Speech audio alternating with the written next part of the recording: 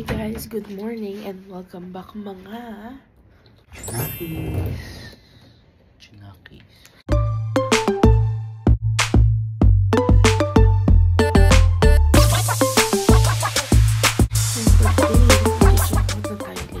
Sa hotel, kulang ng isang gabi. Pero ganun talaga ang buhay. So, mag-check out na tayo dito sa hotel. Mag-breakfast lang tayo. Yung breakfast nila ay 7 to 9 a.m. lang. And then, baka mag-garden tayo. I don't know yet.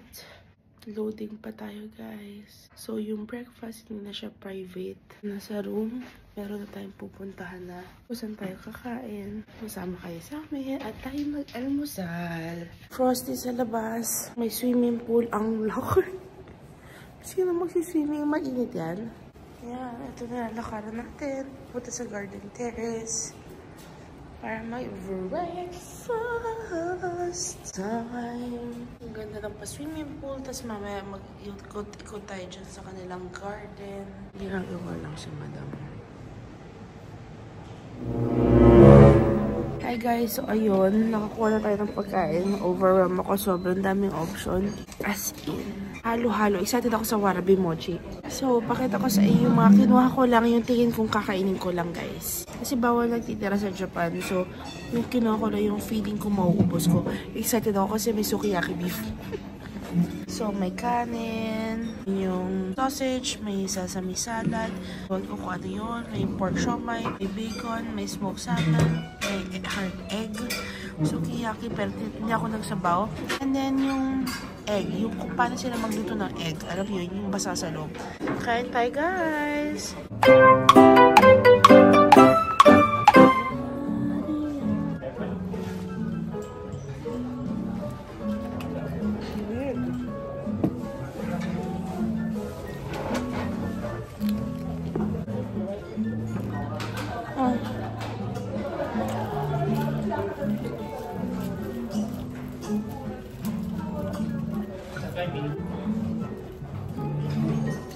Pero hindi mo na ipapakita yung ano.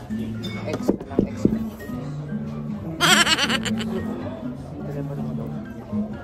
Sorry guys, tumapo yung miso soup sa pagtaranta ko.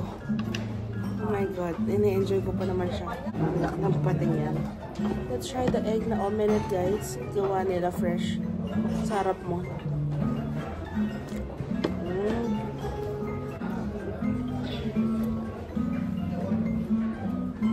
Beef tayo guys.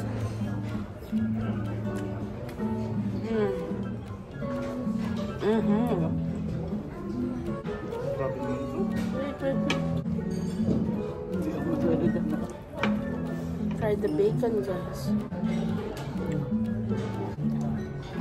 Okay. Ito boiled bacon.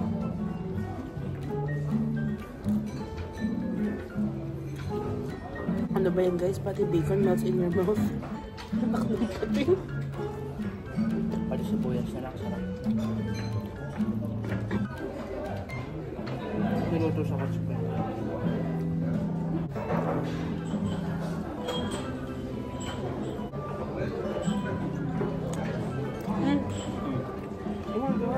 Ano? Yan ang kind of pasta ko. Hindi. Diba? Yan. Yan siya sa ano. Ang kinis. Tumalo na lahat guys.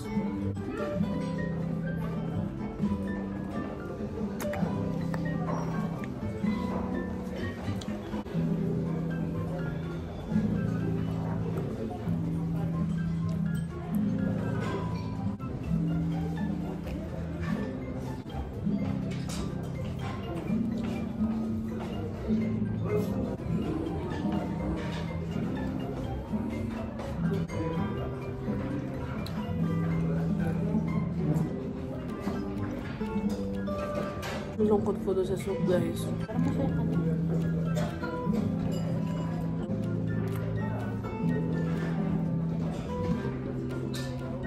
Sabi yung sesame sauce. Maasim siya guys. Hindi siya yung creamy na sesame na. Ginagawa mo! Sarap.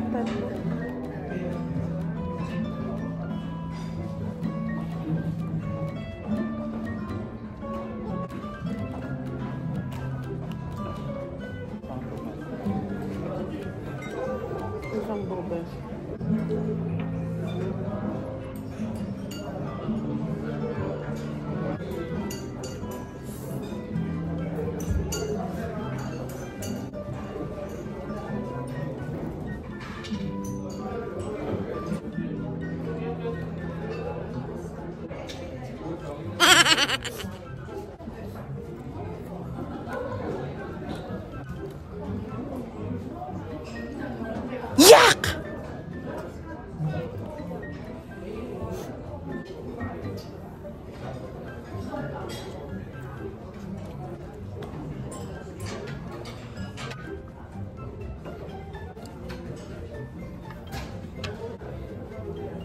Hey guys, so hindi na namin kayo na-update. Pero kanina, last clip pala na pala yun, nagmukbang tayo ng breakfast. Sorry, hindi ko na rin ipakita yung breakfast. Masyado maraming tao, privacy na rin ibang tao. After noon, pagbalik namin sa room namin, nag-onsen kami, saglit lang, naligo, nag-pack, 2 maleta. And then, 15 minutes before check-out time, dumaan pa tayo sa club lounge kasi kumuha tayo ng cheese and then nag-ice cream ako. And then after nun, bumalik kami sa room. And then last ayos lang sa room and then nag-check out na tayo guys. And then nakakalimutan tayo sa lobby nila. Magpapakuha tayo ng bus para ihatid tayo sa Fujisan Station. And then after naman nun, magbabus tayo going to Tokyo for 2 hours. Sama kayo guys. Sorry, mag-vlog pa tayo more today. So guys, ayan, iniwan na namin luggage namin sa doon sa may harap sa front desk.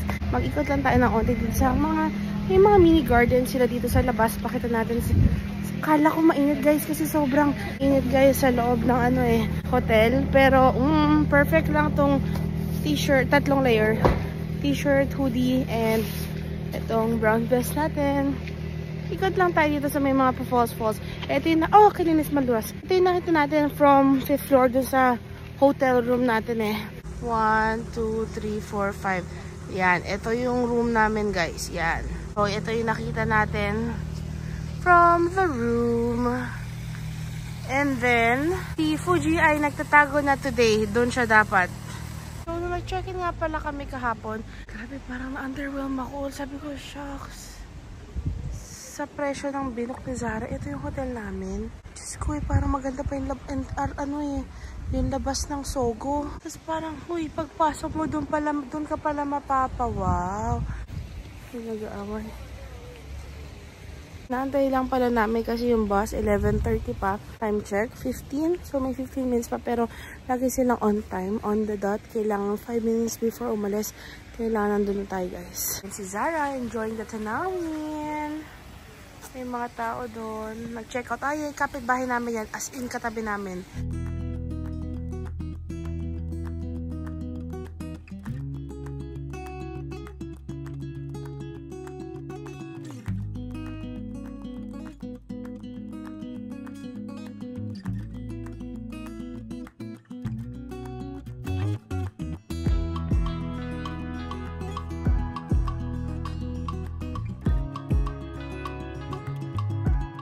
Nakapag-ikot-ikot na tayo doon sa kanilang mini front garden. Hi guys, so andito nga pala tayo sa famous Lawson dito sa Fuji. Unfortunately, wala si Fuji ngayon. Nagtatago pa siya. Nagpipik lang siya. Ayun o. Pero ito yung famous Lawson kung saan nagpipicture lahat ng tao. Ang dami nga nag-aantay Tingnan natin kung magpapakita. Dito lang tayo kasi parang 1 hour and a half bago dumating at bago umalis yung bus natin. Bye Mount Fuji! See you next year! Char! See you soon! Halika na tayo sa Shinjuku Station. Nasa Tokyo na ulit tayo guys. Tapos na tayo sa Mount Fuji. Hinahanap lang namin kung nasan yung Marunouchi line. Nakita na ni Zara. So, dire-diretso lang. Actually, mahaba-habang nilakad namin. Lakad lang tayo. Buti na lang, ang dala lang. Hindi kami nag-Shinkansen. Nag-bus lang kami from Fuji papunta sa Tokyo kasi mas less yung stops. Like, kapag magte-train pa kami, ang dami hihintuan ay yung bus rekta na guys. Diretso na dito. So, ayun lang. Guys, so, pagpasok nyo ng pinto, by the way, nasa ang hotel tayo? Asakusamitsu. The B Hotel sa Asakusamitsu. So, pagpasok nyo, room tour lang tayo guys. 5 days naman tayo this time. Pagpasok niya yan ng pinto. And then, perfect kasi meron agad ganito. Yan, may full-length mirror. Sa kaliwa, yan. Sabitan agad ng damit na 4 lang ang hanger, besh. 5 araw tayo dito. And then, to your right, ang banyong nabinyagan ko. Puchang baho. Nabinyagan ko na yung banyo kasi nag-jerbox na ako. Sprayan ko daw, sabi ni Sarah. Okay, done. So, itong itsura ng banyo, medyo malawag normally compared sa mga iba. Pero, walang tatalo dun sa last kong banyo sa Fuji. Spoiled ako dun eh. So, sa banyo, meron kayong overlay ko yung view ng kama. Ayan. Ayan si Sarah. Ba't din ganyan?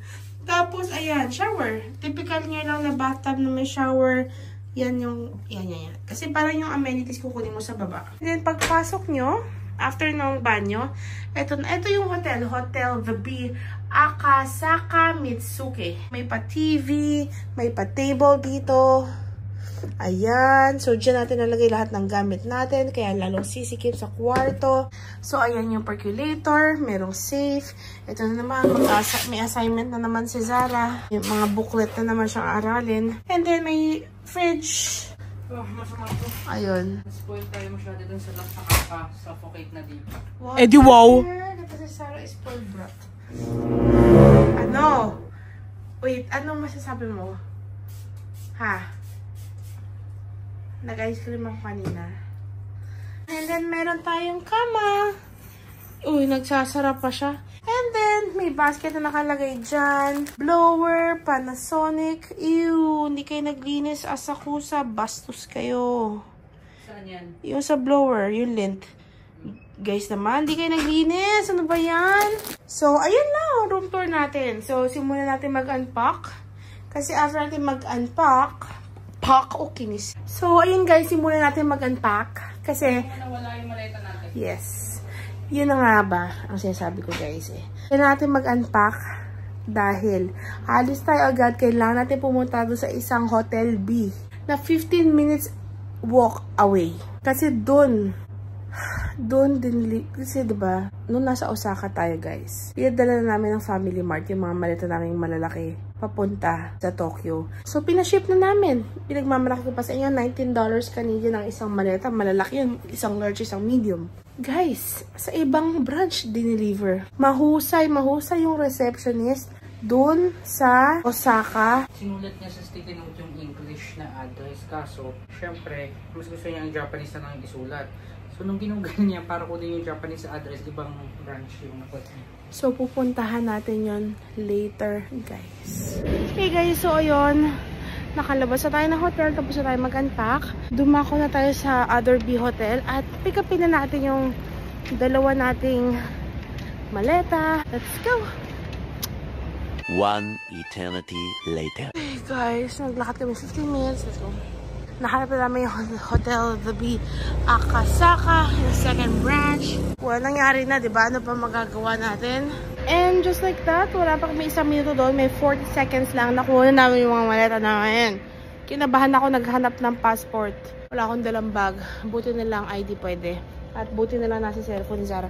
So, yun na yung dalawang maleta. At tayo maglakad na papunta sa ating hotel pabalik. See you later.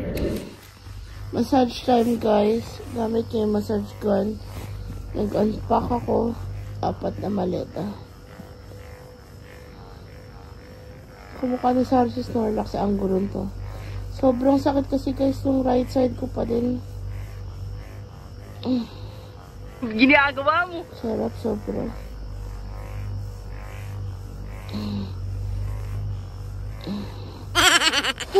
Hey guys, so ayun, tapos na tayo mag-unpack ng 4 na maleta. Actually, naka-isang train ride na tayo. From dun sa Akasaka, nasa Shinbashi na tayo. Nakikayo si Zara ng Yakiniku Like. Kain ulit tayo nun, guys. Sa Yakiniku Like na naman tayo kakain, guys. Pasok tayo.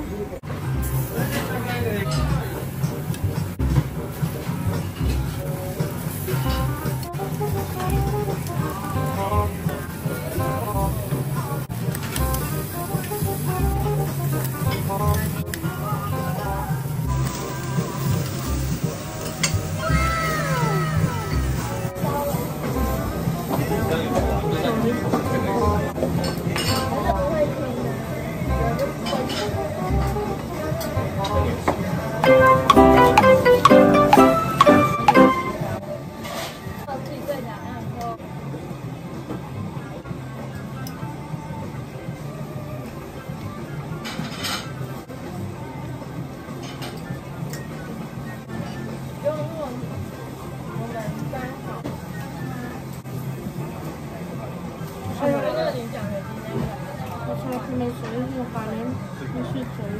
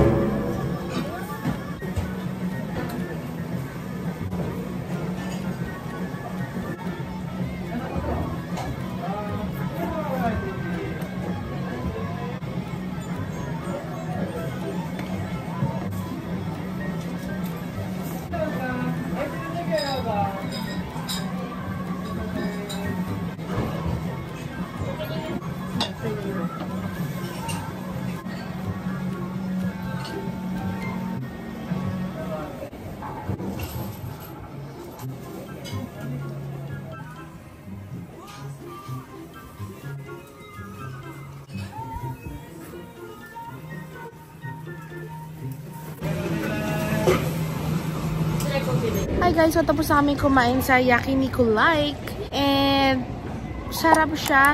Ngunit subalit natapwa at kulang sa sibuyas.